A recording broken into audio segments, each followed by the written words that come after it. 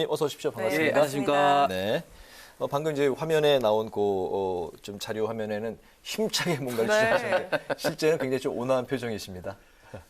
때로는 뭐 그럴 때도 있고.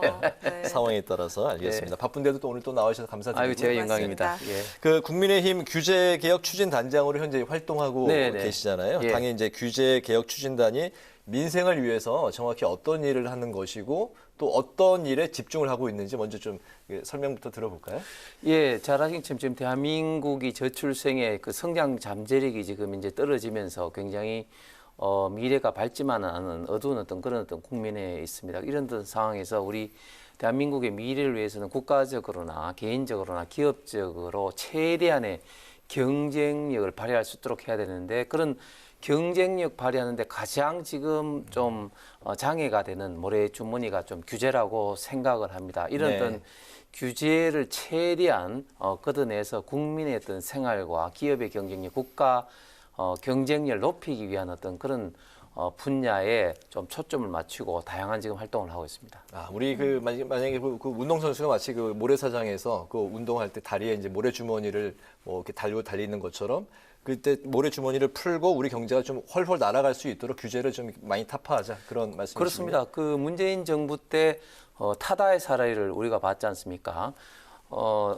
혁신기업이 4차 산업혁명에 특히 새로운 어떤 기술을 받아들여서 새로운 어떤 서비스를 하는데 규제가 묶이다 보니까 타다가 자초가 됐고 그 네. 피해는 고스란히 국민들과 서울 시민들이 심야에 택시를 이용하는데 막대한 불평과 그리고 비용이 오르는 그런 사례를 봤습니다. 앞으로 제2의 타다와 같은 사례는 좀 막기 위해서 각 분야 그리고 정부 부처들과 이런 어떤 규제적인 문제를 골라서 지금 이제 활발하게 지금 간담회나 이런 의논을 좀 하고 있습니다. 알겠습니다. 네. 전국적으로 그 전세 사기 피해가 급증을 하면서 정치권도 해결 방법을 강구하고 있는 상황인데요. 야당에서는 그 피해자가 돌려받지 못한 보증금을 국가가 지원을 해주는 방안인 선지원 후 구상권 청구 이걸 주장하고 있는데 의원님 생각을 좀 들어볼까요? 일단 먼저 지금 전세 사기로 많은 분들이 지금 고통을 받고 있지 않습니까? 네. 세 분이나 참 안타깝게도 극단적인 선택도 하셨고 저희 뭐 윤석열 정부나 저희 국민의힘 당정이 그리고 야당에서도 이 문제에 대해서는 정말 정파를 초월해서 최선을 다해서 사기 피해자들 좀 구제를 해야 되는데 현재 그 당정은 일단은 이 대책위에서 가장 그 원했던 것이 첫 번째 경매 시에 전세 사기 피해자 우선 매수권을 좀 달라 이런 요구를 하셨습니다. 그래서 일단 현행법에 일부 문제가 있음에도 불구하고 네. 당정이 금융권의 협조를 받아서 일단은 우선 매수권을 이렇게 하겠다고 선언을 하고 그리고 보완되는 어떤 법을 지금 현재 준비를 하고 있고 또한 이제 LH에서 매수를 해서 어떤 저리로 단기간에 좀 임대를 하는 방안이라든지 또한 아무래도 지금 자금이 부족하기 때문에 어떤 무담보 저리 자금을 지원하는 거라든지 이런 어떤 대책 발표를 했습니다. 그런데 지금 그 야당에서 주장하는 매수 후 구상 이 문제는 사실은 굉장히 좀 쉽지 않은 게 일단은 그러면은 나중에 그 구상이 안 됐을 때의 문제 그리고 이미 사기가 예를 들면 이 전세 사기보다 훨씬 더 큰 어떤 보이스 피싱의 사기라든지 이런 어떤 다른 사기 피해자들과의 어떤 형평성 문제도 지금 있는 문제가 있고요. 그래서 이런 문제에 대해서는 참 좀 더 신중하게 해야 되는데 저는 안타까운 건 뭐냐면은 민주당이 이렇게 말만 하고 과거에 전세 사기의 가장 근원적인 이유가 2020년도 임대차 3법과 그리고 금융사업자의 실질적인 폐지에서 이런 어떤 문제가 발생하게 되는데 이런 문제에 대해서는 하등의 사과라든지 유감 표명도 없이 이렇게 주장하는 것은 저는 참 무책임한 어떤 그런 주장이라고 생각을 합니다. 알겠습니다. 전세 사기 피해자들에 대한 대책 마련이 그러면 좀 어떤 방향으로 가야 된다고 생각하십니까? 예, 조금 전에도 말씀드렸다시피 일단은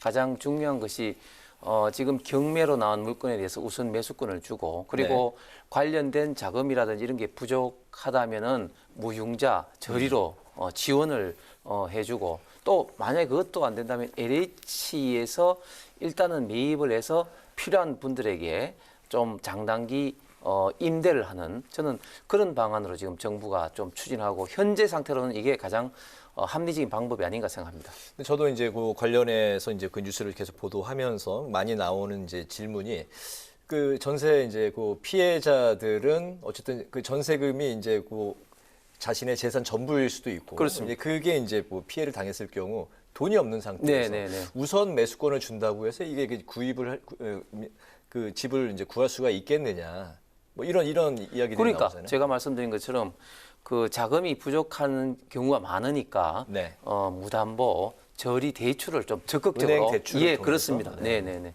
알겠습니다. 네, 알겠습니다. 이제 총선 한 1년 앞으로 다가왔는데요. 선거제 개편 관련 이야기도 빼놓을 수 없을 것 네. 같습니다. 최근에 그 국회 전원위를 열었지만 의원들 모두 다양한 해법을 내놓으면서 합의점을 찾기가 힘들었었는데 의원님께서 생각하시는 바람직한 선거제 개편 방안 있을까요? 저는 전원위원회에서 4가지 방향 제시를 했습니다. 첫 번째는 일단은 최대한 국민들이 좀 원하는 방향으로 해야 된다. 지금 여러 가지 여론조사가 있습니다만은 압도적인 다수는 네. 일단은 국회의원을 절대 늘려서는 안 된다. 그리고 비례의원 수는 최대한 좀 축소를 해야 된다. 이런 것은 네. 압도적인 다수입니다. 일단은 국민들이 좀 원하는 방향으로 가야 된다. 아까 저희 오프닝 화면에서 말씀하셨던 그 내용 그렇습니다. 두 번째는 이 그 민주주의는 결과도 중요하지만 과정이 중요하기 때문에 절대적으로 과거 20대처럼 그렇게 그 민주당이나 다수당이 뭐 패스트트랙이나 해서 강제적으로 이런 네. 것을 통과시켜서는 안 된다. 뭐 그런 어떤 절차적인 문제. 그리고 세 번째는 결국은 이게 그 여러 가지 뭐 선거구제를 나누는 이유는 있겠습니다만 결국 이제 국가 어떤 균형 발전에 비추어서는 지금 저희 같은 경우는 단원제를 취하고 있지 않습니까? 네. 미국의 양원제를 취하고 있는 국가에서는 상원은 지역의 대표성 그리고 하원은 인구 비례성을 취하는데 단원제를 취하는 우리 대한민국 같은 경우는 미국의 상원 이 지역 대표성도 사실은 겸하고 있기 때문에 인구 비례성도 중요하지만 지역의 대표성도 생각을 해야 된다. 지금 현재 강원도의 어떤 선거구는 5개의 시군을 하나로 묶은 선거구도 있는데 이런 식으로 되면은 계속해서 이제 지방 인구가 줄게 되면은 한 시도에 하나의 선거구밖에 없는 그런 사태도 발생할 수가 있습니다. 그렇기 때문에 지역의 대표성을 좀 더 부과를 해야 된다. 그리고 마지막으로는 청년청, 특히 미래 청년청에 대한 특별한 어떤 배려로 예를 들면 어떤 국고 보조금이라든지 이런 차등 지급이라든지 이런 걸 해야 된다고 4가지를 이야기했는데 사실은 지금 많은 의원들이 이야기를 했기 때문에 많은 어떤 공통분모를 사실은 우리가 욕심내서 찾기는 쉽지 않을 겁니다. 그렇지만 최대한 최대 공약수를 찾아야 된다. 그래서 저는 몇 가지는 이미 나와 있다고 보는 게 첫 번째는 위성정당 난립을 초래할 수 있는 이런 어떤 준연동형 지금 현재 제도는 분명히 개선해야 된다.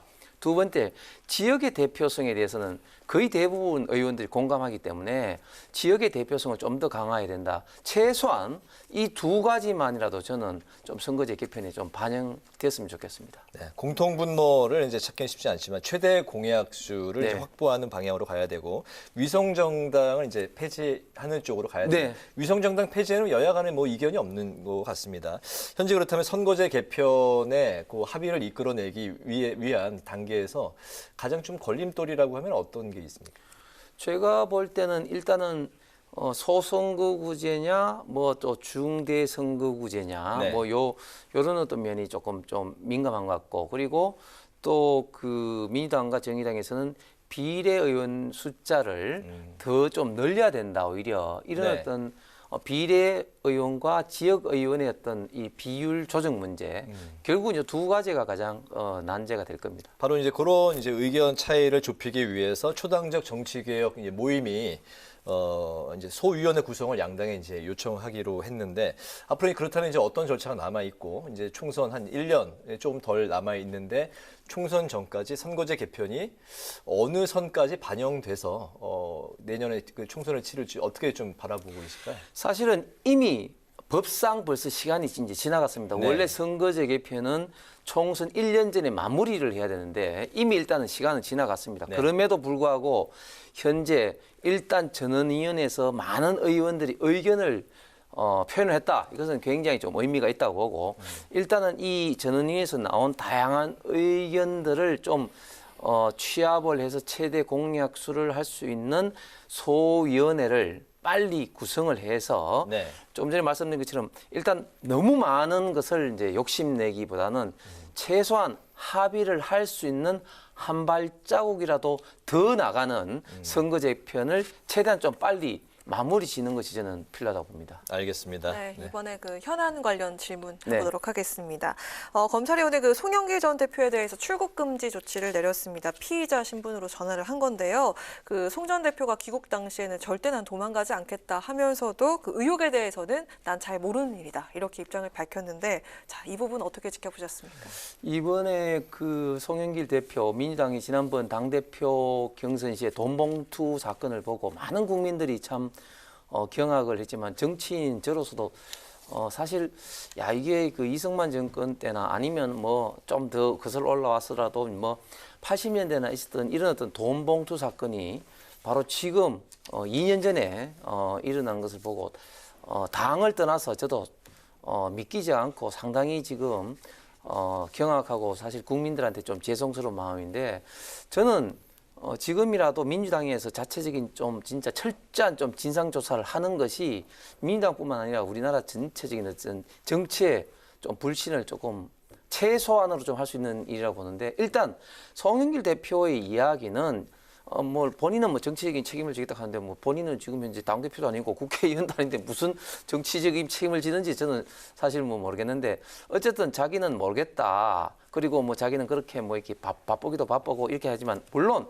당대표 경선하면 바쁘기도 바쁩니다. 그런데 보통 때라면 이런 이야기가 이런 변명이 통할 수 있을지 모르겠지만 지금은 사실은 이정근 녹취 파일이 모든 것을 다 이야기를 하고 있습니다. 녹취 파일에 이미 강내구 이제 회장 같은 경우는 이미 그 뭐 영길이 형한테 이미 이야기를 다 했다는 등, 그리고 돈을 나누는데 송영길 대표 보좌관이 그걸 또 뭐 300만씩 나누고 뭐 이런 것들이 이미 다 나왔기 때문에 송영길 대표가 저는 몰랐다 이런 것은 말도 안 되고, 특히 지금 JTBC가 갖고 있는 녹취 파일은 어떤 것이 있는지 모릅니다. 앞으로 아마 송영길 대표 육성 녹취 파일도 저는 굉장히 많이 나오리라고 보고 있습니다. 그렇기 네. 때문에 지금 저렇게 변명투로 한다는 거는 곧 아마 뒤집어질 저는 가능성이 굉장히 많고, 더 안타까운 건 뭐냐면은 민주당이 여기를 둘러싸고 있는 그런 어떤 반응인데, 처음에는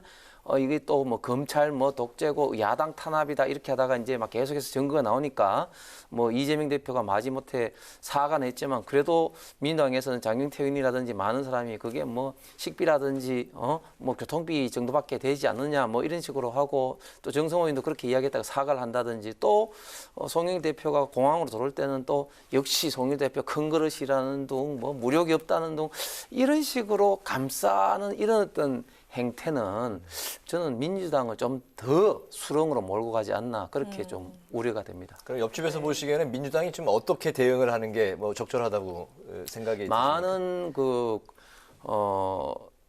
민주당 의원들도 이야기를 했지만 결국은 좀 철저한 당내 전수조사를 해서 스스로 일단은 최대한 밝힐 건 밝히고 책임 있는 어떤 의원들에 대한 어떤 조치를 저는 선행적으로 하는 것이 필요한데, 그런데 지금 민주당의 어떤 구조를 보면은 일단은 그 대장동 그 사법 리스크에 깊숙이 지금 묶여 있는 이재명 대표부터 해서 또 관련된 지금 민주당 의원들 숫자가 너무 많기 때문에 네. 사실은 민주당에서 자체 정화를 하기는 구조적으로는 굉장히 지금 쉽지 않은 그런 환경인 것 같습니다. 당내에서도 뭐 전수조사 얘기도 나오고 있지만 내년 그 총선 공천권 때문에 뭐 쉽지 않을 것 그렇습니다. 같다는 그런 네, 해석이 네. 또 나오고 있네요. 그 윤석열 대통령이 워싱턴 포스트와의 인터뷰, 일본과 관련한 발언을 놓고 또 논란이 또 이제 불거졌습니다. 실제 그 인터뷰를 했던 기자가 이제 그 인터뷰 원문을 이제 공개를 했는데, 마지막 그 핵심적인 두 줄을 이제 그 말씀을 드리면, 100년 전의 일을 가지고 무조건 안 된다, 무조건 무릎 꿇어라라고 하는 이거는 저는 받아들일 수 없다. 이제 한국계 이제 그 기자가 갔습니다. 이분이 이렇게 이제 다시 이제 공개를 했는데 여야 공방이 또 이게 쉽게 좀 사그라들 것 같지 않은데요. 어떻게 보십니까? 저는 여야 간에는 건전한 정책적 공방 뭐 이런 것은 정말 필요하지만 저는 외교 문제에 있어서 민주당이 이런 식으로 하는 것은 결코 국익에지는 도움이 되지 않는다고 봅니다. 유명한 이 정치 격언에 Politics stop at what age, 즉 정치 정쟁도 국경에서는 멈춘다 이런 말이 있는데 그것은 결국은 정쟁도 결국은 국익을 위해서 외교라든지 이런 어떤 문제에 대해서는 좀 한 목소리를 내야 된다 보는데 저는 민주당이 처음부터 끝까지 윤석열 대통령의 말꼬리라든지 이런 거를 해서 왜곡 내지는 가짜 뉴스를 하는 것은 저는 굉장히 제1야당으로서는 비판을 받아야 된다고 생각합니다. 지금 장경태 의원이라든지 이런 그 의원들도 그 김건희 여사의 또 조명이 있기 때문에 이제 검찰이 송치도 됐지 않습니까? 사실은 이 내용은 전체적인 맥락은 결국은 유럽의 나라들이 100년 안에 수없이 전쟁을 했음에도 불구하고 지금은 이렇게 협력하고 있는 이런 상황에서 비추어서 한일 관계가 정말 중요하기 때문에 100년 전에 이런 어떤 사안을 가지고 반드시 일본이 사사건건 무릎을 꿇어서 우리가 이제 협력을 해야 된다. 그런 거는 바람직하지 않다. 이런 맥락 아니겠습니까? 그렇기 때문에 박정희 대통령이라든지 특히 또 김대중 대통령도 오부지선을 통해서 한일 양국 간에 이런 걸 열었는데 저는 이런 맥락에서 일부분만 싹둑 잘라내가지고 이렇게 침소봉대를 해서 이런 식으로 그러면 무릎 안 꿇으면은 그러면은 어느 나라 대통령이냐 이런 식으로 저는 논리를 비약하는 것은 결코 바람직하지 않다. 저는 참 최근에 또 이래서 참 어이가 없는 게 그 윤석열 대통령이 그 유엔 연설에서 밝혔지만 대만 해협의 힘에 의한 그 어떤 그 현상 변경은 원하지 않는다고 이야기하니까 그 중국의 그 대변인이 부용 치외라는 표현을 썼습니다. 부용 치외. 그게 다른 말 중에 회자가 이 멧돼지 내린 짐승의 이제 주둥아리를 말하는 거거든요. 저는 처음에는 그냥 말 참견하지 마라 뭐 이 정도로만 이렇게 언론에서 나와가지고 이게 무슨 뜻이죠? 예. 그래서 그걸 두고 이제 싱하이밍 그 중국 대사를 초치하고 저 정도 표현 가지고 왜 초치했지 이렇게 생각을 했는데 그 말이 뭐냐면 다시 말하자면 회자가 굉장히 나쁜 말입니다. 그러니까 짐승의 주둥아리라는 표현이거든요. 그러니까 그 함부로 말하지 마라 이 정도가 아니라 그냥 주둥아리 놀리지 마라 이 정도의 표현을 했고 특히 또 친강 중국 그 외교 부장은 불장난하다가 불에 타 죽는다 이런 이야기까지 중국에서 했는데도 불구하고 사실은 이 정도 이야기를 했으면은